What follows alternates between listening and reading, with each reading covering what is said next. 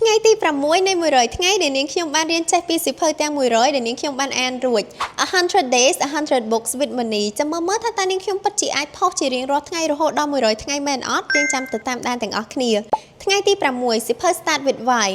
សៀវភៅ Start with Why នេះគឺបង្រៀនយើងថាមនុស្សដែលជោគជ័យឬក៏ក្រុមហ៊ុនដែលជោគជ័យបំផុតគឺមិនមែនចាប់ផ្ដើមដោយដឹងថាអ្វីឬមួយក៏វត្តឬមួយក៏របៀបណា how ទេប៉ុន្តែគឺជាអ្នកដែលដឹងថាហេតុអ្វីឬក៏ why នៅពេលដែលអ្នកទាំងអស់គ្នាដឹងពីមូលហេតុពិតប្រាកដហេតុអ្វីបានជាយើងធ្វើរឿងអ្វីមួយនោះយើងកាន់តែមានកម្លាំងចិត្តនៅក្នុងការធ្វើរឿងទាំងអស់នោះហើយអ្នកនៅជុំវិញខ្លួនយើងក៏ជឿជាក់យើងនៅលើការធ្វើរឿងទាំងអស់នោះដូចគ្នាផងដែរអញ្ចឹងតើបងប្អូនទាំងអស់គ្នាអាចជួយ comment ប្រាប់បានអត់ថាតើ why ឬក៏ហេតុអ្វីរបស់បងប្អូនទាំងអស់គ្នាគឺជាអ្វីដែរ